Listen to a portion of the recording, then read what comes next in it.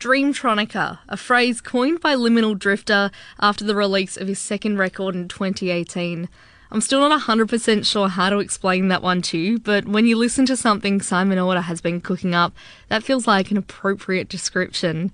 You can say the same of his third record, Connected. It's this week's local feature record, and Simon, aka Liminal Drifter, joins you now. Hello. Hello, mate. How are you? Yeah, really nice. Very good to talk to you this morning, and hopefully see your face soon. But congratulations on a third record.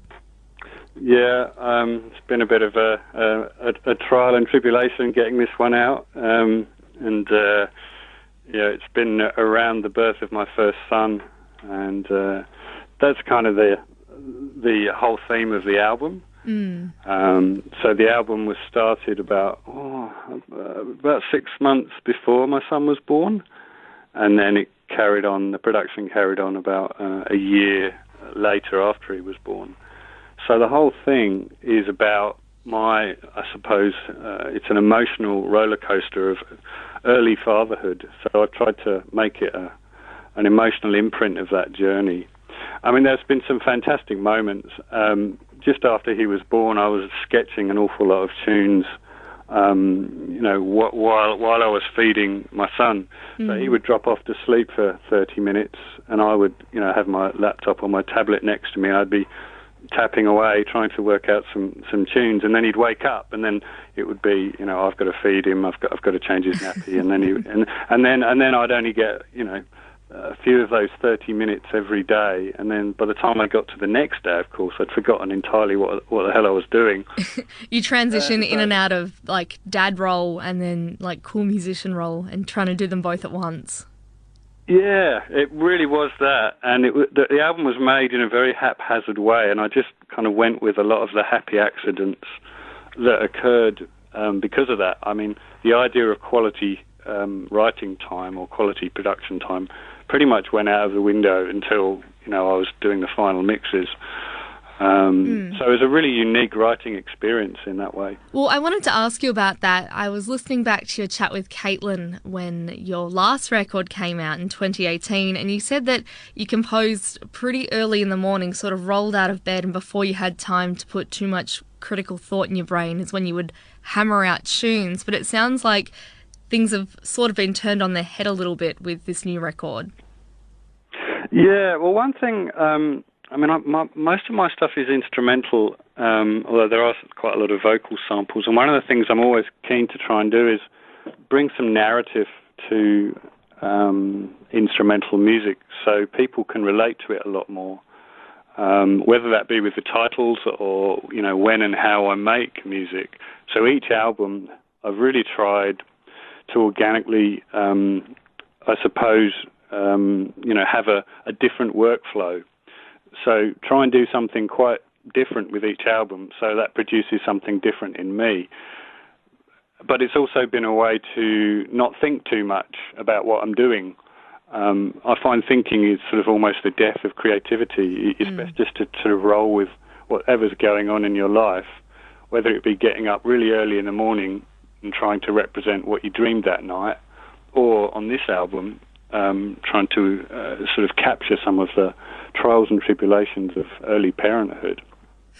And fit them in where you can when you got a sleeping baby.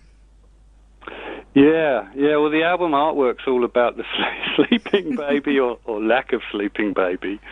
So Stuart Medley from Hidden Shoal is an awesome graphic artist, and I said, look, can you represent this sort of roller coaster ride of parenthood with some graphic design? And the album cover is a picture of two people sleeping in this cot, two adults sleeping in the cot. And it's almost like a prison, because you just got to suck it up and get on with it, and there's no escape. But the thing that I talked to my wife this morning about it, she said, I just realised that we're actually sleeping in that cot, which, sleeping is awesome. It's great to get some sleep. So yeah, that's great. Some sort of longful wish for life imitating art there, or something along those lines.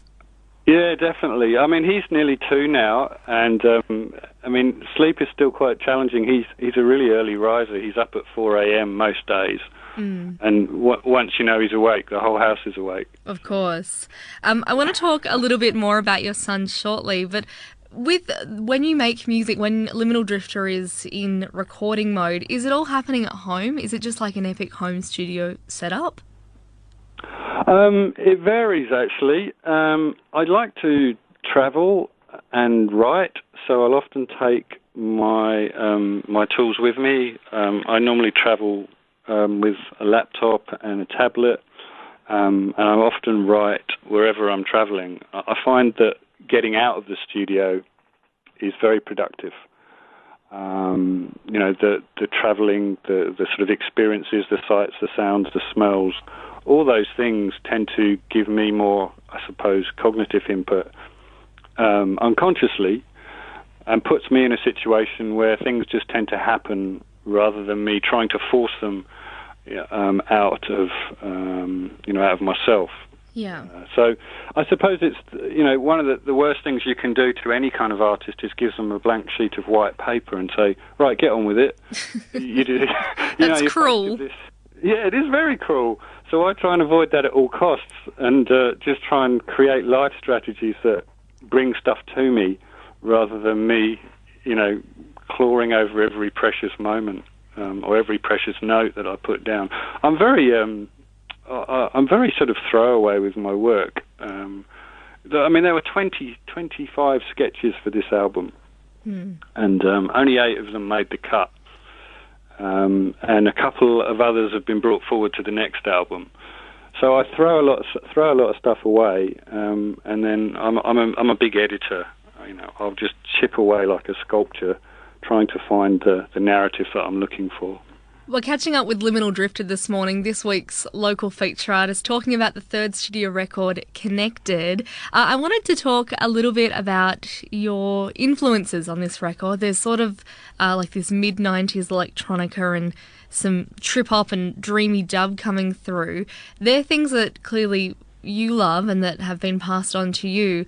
And as this record is about sort of that transition into fatherhood and becoming a parent and your son, have you noticed him taking any sort of liking to your music, or have you started to sort of push any gentle recommendations onto him? It's funny you should say that. There's a track on the album called Sheep Radio, which maybe we'll play, and Sheep Radio is about his music tastes. So when he was very young, he would have the twilight, the witching hour at 4 to 5 o'clock, when he would always have a complete na-na, as babies do. And the only thing that would keep him quiet was some very cheesy commercial 80s and 90s radio.